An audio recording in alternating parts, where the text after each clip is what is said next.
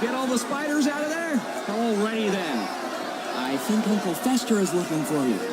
In 1994, two wildly different cultural forces were at the absolute peak of their power. One was Jim Carrey, the rubber-faced comedian whose meteoric rise was about to completely redefine blockbuster comedy. The other was Cannibal Corpse, a death metal band from Buffalo, New York, whose brutal sound and shocking imagery were pushing the very limits of extreme music. These two existed in totally separate universes. One was destined for a massive career in Hollywood, while the other was a subject of parental advisory warnings and outrage from politicians. By all logic, they should have never ever crossed paths. But in the weird world of Hollywood, their paths didn't just cross, they collided in one of the most bizarre and iconic pop culture moments of the entire decade. This is a story of how one of the world's most brutal death metal bands ended up in a Jim Carrey movie. Before we get started with today's video, if you guys want to support my channel, be sure to hit the like and subscribe button. And I've been told from a lot of my subscribers that they find themselves unsubscribed from my channel or they don't see my new videos pop up. So make sure you turn on all notifications. And if you guys missed the announcement, I've started a second channel which covers shorter stories like I used to do in the early days of my channel. The link to that channel is in the description box below. In 1994, Jim Carrey was about to star in his breakout role. At the same time, one of the most brutal death metal bands in the world was Cannibal Corpse, a group whose song titles alone were enough to cause panic. So how did one of the most controversial bands anywhere end up in a blockbuster PG-13 comedy? The answer involves a massive movie star's personal fandom, a scheduling nightmare, and a surprising amount of mutual respect, and one of the most unforgettable scenes in 90s cinema. It's a story that seems too strange to be true, a perfect storm of absurdity that could have only happened in the glorious, weird, and untamed 90s. To really get how improbable this was, you have to go back to the early 90s. The cultural landscape was a battlefield. On one side, you had the polished mainstream entertainment machine, and in early 1993, that machine was getting ready to unleash Ace Ventura Pet Detective. Its director, Tom Shadyac, was a first-timer. Its star, Jim Carrey, was mostly known as a wild card from the sketch show In Living Color. The movie follows Ace Ventura, played by Jim Carrey. He's an eccentric Miami private detective specializing in finding lost animals, and he's hired to locate the missing mascot, Snowflake, the dolphin of the Miami Dolphins football team, just before the Super Bowl. Carrey was a force of nature, sure, but totally unproven on the big screen. Carrey himself said he knew the movie would either be a massive hit or completely tank his career.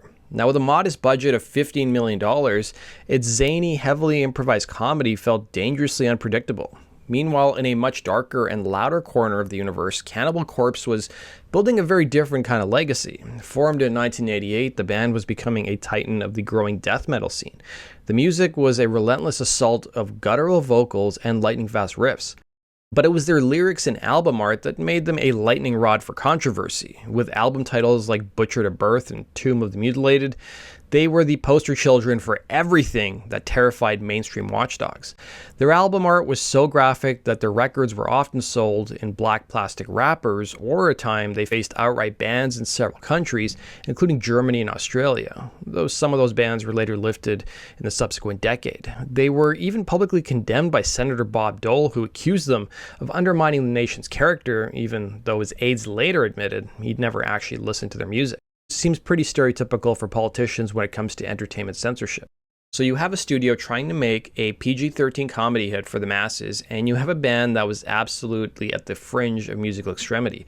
Not just uncommercial, but actively anti-commercial. Cannibal Corpse was not a band you'd see on MTV during primetime, let alone a movie with the future star of The Mask and Dumber and Dumber. The two were in different dimensions. A team-up wasn't just unlikely, it was unthinkable. And yet, the phone was about to ring. The call came from their record label Metal Blade.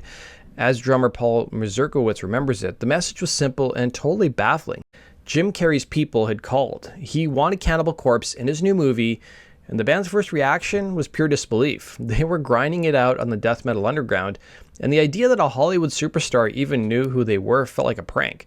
Mazurkowitz stated, "Of course, that's not a call you're expecting to get. It didn't just compute, you know?" Once they realized the offer was real, a new feeling kicked in, skepticism. This was a band that took itself very seriously. Mazurkowitz explained their hesitation, saying, "We're a brutal death metal band, and we're serious about what we do. We didn't want to be made to look like tools or be laughed at." It was a valid fear.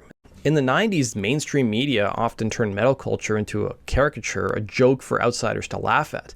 The risk of being portrayed as a punchline in a slapstick comedy was huge, but the production team assured them they wouldn't be the butt of the joke. They'd just be themselves, a real band playing a show. That helped, but it didn't solve the other big problem, scheduling. The movie needed them for a shoot in Florida at the exact same time they had a multi-month European tour booked. For a working band, a tour is their lifeblood. It's their income, and it's a promise to their fans. Turning down a guaranteed tour for a movie cameo seemed like a terrible idea.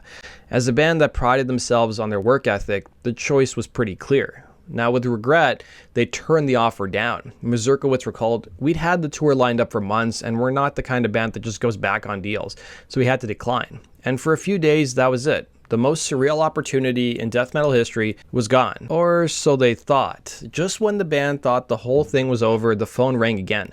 This time the message was even more shocking. The Ace Ventura production team had a counteroffer. As Mazurkiewicz put it, the message was, "Jim Carrey really wants you guys. They're going to rearrange their schedule to accommodate you."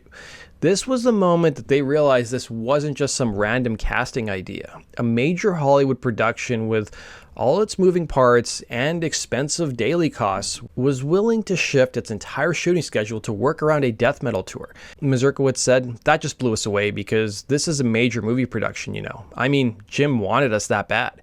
Well, it turns out the driving force behind the whole bizarre crossover was Jim Carrey himself. Carrey was a genuine fan of extreme music and even talked openly on shows like the Arsenio Hall Show about his love for bands like Napalm Death. You were rocking out to the music. You like music, man? I love music. I love every kind of music, but recently I've really started to get into this thrash metal music. I don't know, there's something about it, man, that I just can't let go. It's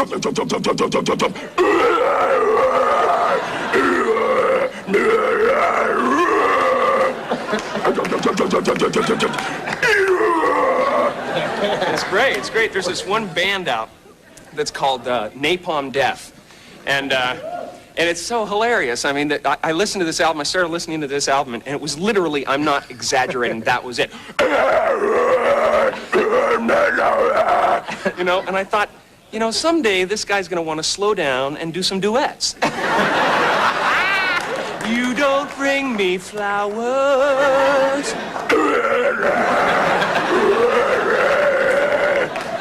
I'm a little bit country.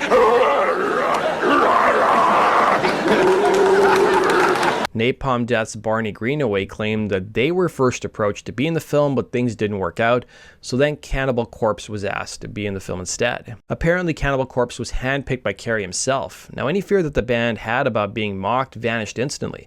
This wasn't just some producer looking for a generic scary band. This was a fan who wanted his favorite death metal group into the movie. When the band finally flew down to Miami and got to the set, all doubts were erased. Carrey came out of his trailer, dressed in full Ace Ventura costume, and then greeted them with his trademark enthusiasm. Mazurkiewicz vividly remembers it. Jim comes over to us wearing his Ace Ventura garb, going, "Oh my God, Cannibal Corpse, it's so great to have you guys here." Then to their astonishment, he started rattling off their lyrics. He specifically asked them to play Hammer Smashed Face, a track from their album Tomb of the Mutilated. For anyone outside of the scene, this was a deep cut, but Carrey knew it and insisted on it for the movie. Then, just to prove it wasn't a fluke, he started reciting lyrics from an even older song, Rancid Amputation. Mazurkiewicz described the scene as totally surreal. "We were freaking out because we're on a movie set meeting Jim Carrey, and he's freaking out because he's meeting Cannibal Corpse." This wasn't just lip service, he was a legitimate fan. That mutual respect really set the tone for the whole thing. The band wasn't a prop anymore, they were collaborators, personally invited by the star of the show. With everything sorted, Cannibal Corpse flew to Miami for a 2-day shoot. Walking into a major movie set for the first time was, as you can imagine, a trip. Mazurkiewicz recalled being blown away by the scale of it all. He said the director and Jim Carrey treated them like kings, telling them, "Whatever you guys want, let us know." The scene was set in an underground club where Ace is trying to find a contact. The band's job was to perform the song Hammer Smashed Face on stage. But it was nothing like a real concert. Instead of a sweaty, chaotic club, they were on a brightly lit set surrounded by a film crew. The weirdest part, to get clean audio for the dialogue, the band had to mime their performance to a playback of the song, while all the extras in the mosh pit had to thrash around in complete silence. For 2 days, Cannibal Corpse played their brutal music without making a sound, while a silent pit churned in front of them.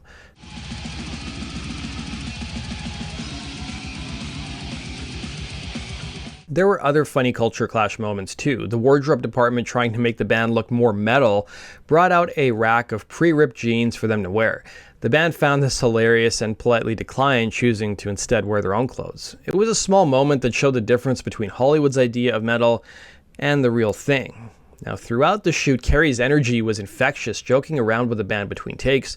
There's even a deleted scene where Ace crowd surfs onto the stage, grabs a mic, and lets out a surprisingly decent death metal growl with the band. It perfectly captured the fun, collaborative vibe of the shoot.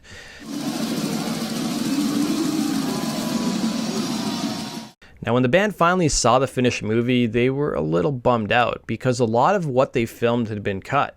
The scene was reduced to a very brief but incredibly memorable cameo. Despite the edits, what was left was lightning in a bottle. The image of Ace Ventura with his crazy hair and Hawaiian shirt headbanging at a Cannibal Corpse show became unforgettable. It was a perfect chaotic collision of two opposite worlds that just, well, worked.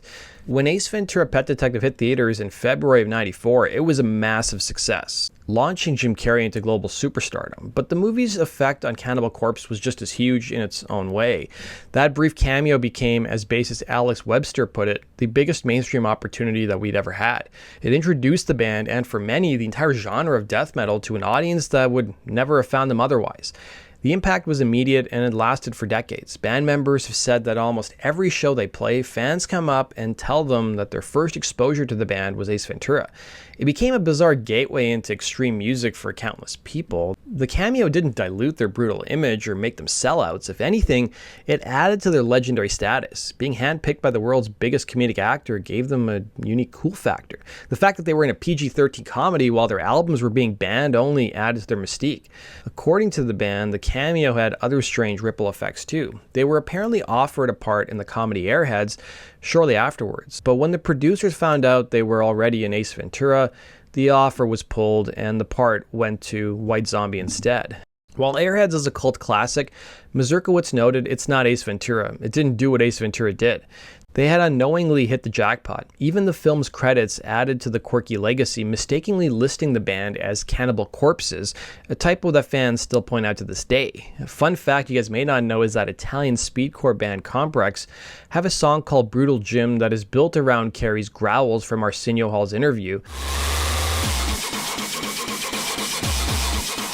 And Illinois comedy thrash band Smash Potatoes use Carey's growls in their cover of Sum 41's Fat Lip.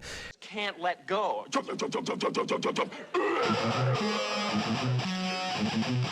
There is one interesting thing I do want to note about the story. So Jim Carrey's son-in-law, who is the lead singer of the LA death metal band Blood Money, Alex Santana, claimed that Carey is not in fact a fan of death metal. He wrote in 1999, "For the record, Jim hates death metal. He's never heard of Cannibal until doing that movie. Trust me, it's the first thing I asked him when we met." This whole story is a testament to the strange ways pop culture works. What's the most unexpected band cameo you've ever seen in a movie? Let me know in the comment section below. Now, the story of Cannibal Corpse and Ace Ventura is more than just a great piece of trivia. It's a story about authentically winning out. It's about how the genuine passion of one influential fan can break down barriers and create something unique. Jim Carrey didn't want a caricature of a metal band. He wanted the real deal, and he used his star power to make it happen. And Cannibal Corpse stayed true to themselves, embracing a wild opportunity without compromising who they were. The result was a perfect, chaotic moment in time that exposed millions to death metal, and it created an iconic piece of 90s movie history, and gave one of the world's most brutal bands their biggest moment in the spotlight. It's a powerful reminder that sometimes the strangest combinations create legacies that last the longest. That brings us to the end of today's video, guys. Thanks for watching. As always, if you have suggestions for future topics, let me know in the comment section below, and we'll see you again in Rock Culture Stories. Take care.